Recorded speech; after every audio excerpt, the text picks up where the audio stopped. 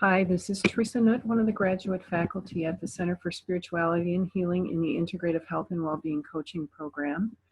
And today I want to talk about group coaching and particularly how the pillar of self-awareness plays itself out in the group setting. So there are three objectives for this presentation. The first is to help you understand how to expand the pillar of self-awareness that you've already learned and apply it to facilitating groups. The second is to identify how your Enneagram type may influence your responses in group settings. And the third is to help you identify tools for successfully being self-aware during group facilitation.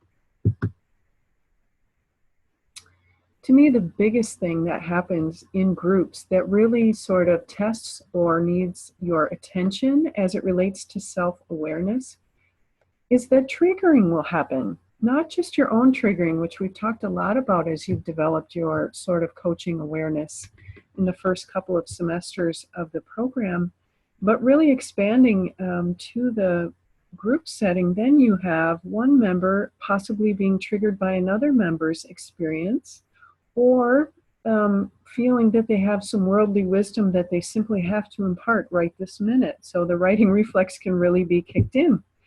And so those are the type of things that you will see in a group situation that you have to be really alert to as the facilitator, because obviously they can very quickly sort of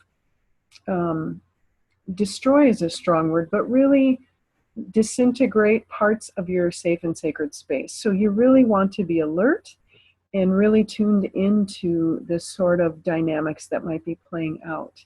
And of course, the reason we throw in here the role of empathy is we as coaches sort of have this advanced communication work that we've been doing and learning that not everyone off the street walks around with. And so we have to have a lot of empathy for their lack of awareness and weave it in gently as we work through the process with them.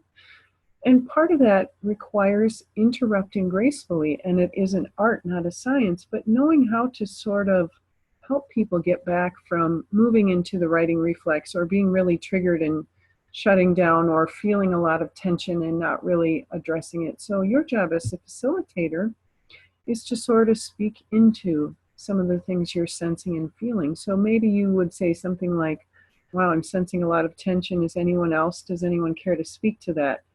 Or perhaps it looks like someone is giving a lot of advice and getting very, for lack of a better word, sort of preacherish about it, wanting to tell someone how to do something. And you might ask a question or sort of throw it back at them like, wow, it sounds like you have a lot of experience and have been challenged by this in the past. Tell us about your experience and what worked best for you. So you sort of take it out of the what's going on with another person and bring it back to them.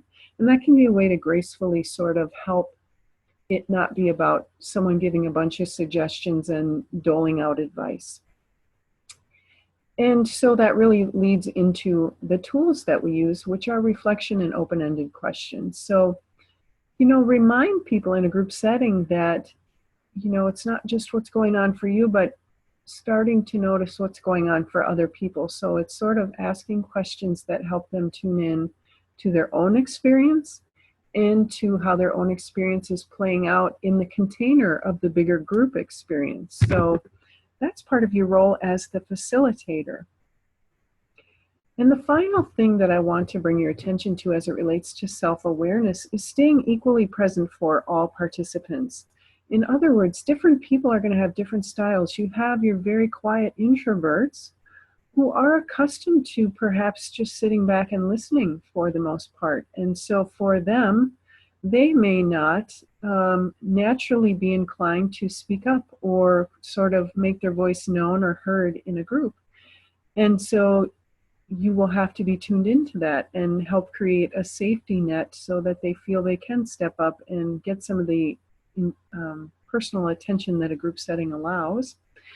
Then there's also sort of the middle ground, people who tend to speak up, but only after they've had time to process and really think things through. So creating space for that, a little bit of processing time before moving on to the next topic. And then there's the extroverts, or the people who are very quick on their feet, or who like to think out loud and process out loud and may often sort of be the first to respond. And how do you encourage their engagement, but also create space for other types to step up and be seen and heard? So that's another part of the self-awareness when you're facilitating groups. So just a summary of the tricks, tips, and tools, because I feel like we've spoken to them, but just sort of bringing them to your attention. The art of gracefully interrupting, knowing how to manage triggers when you feel and sense them in the group, teaching your group not to respond with the righting reflex, and really weave that into the moment. Giving a lot of detail ahead of time probably won't help them as much as some gentle work as situations arise.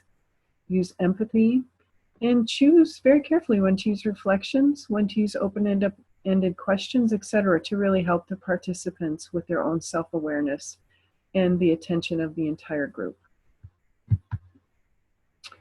And this slide really is meant to draw your attention to some common Enneagram types, and I would even say generalizations. And really the only way to do a slide like this and give you a little background and feedback is to sort of overgeneralize. So don't take any of this personally.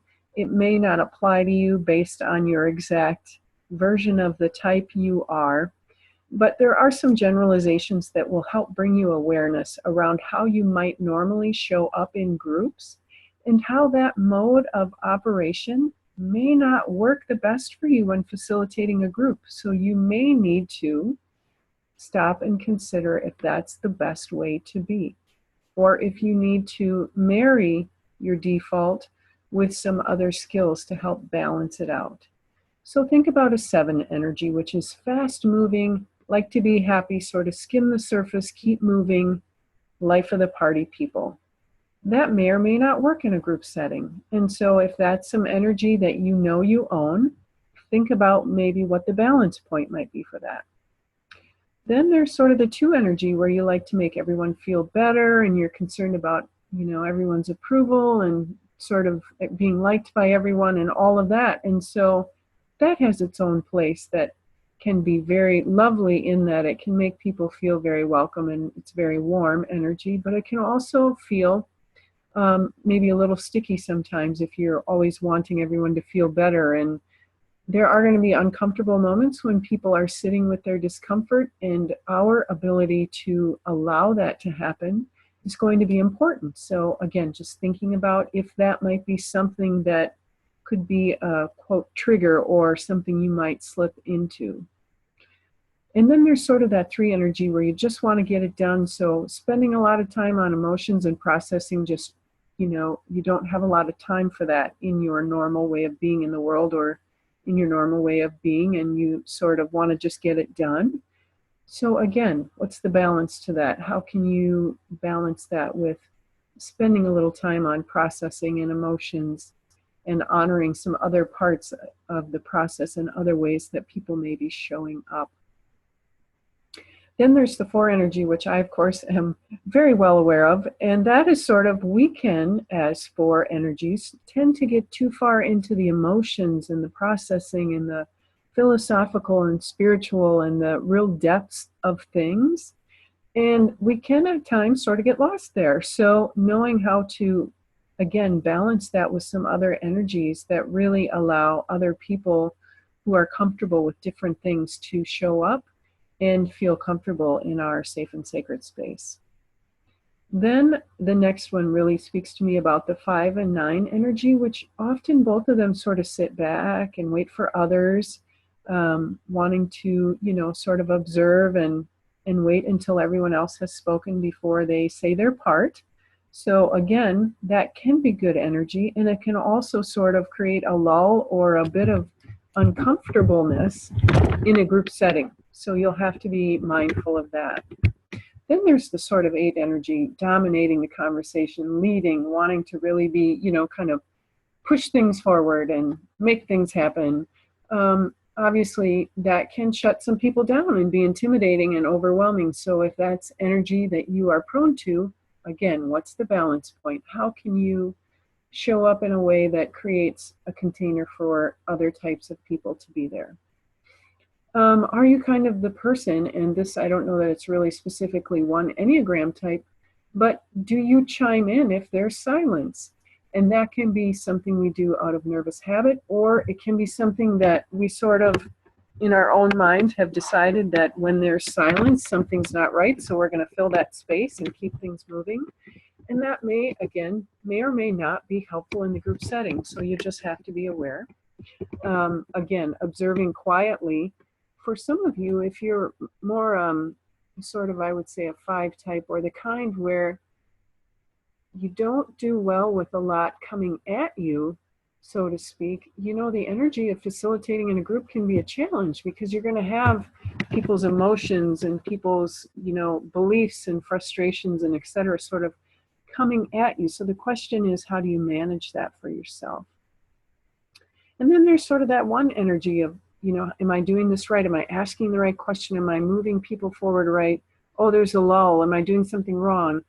If you sort of get caught up in that, the how to do it all right, it can cause its own little, it sort of disrupts the energy of the process. And so just, again, something to pay attention to. And then sort of the 6th energy, do group situations make a lot of fears kick up for you? And if so, kind of what are those fears and how do they play out? It's good to pay attention to that. So again, overgeneralizing, but just wanting to bring some light to some of the different Enneagram motivations and how they might play out as you're facilitating groups, so that you can be more self-aware. That's the whole point of this entire presentation. So I hope this was helpful, and let us know if you have any questions.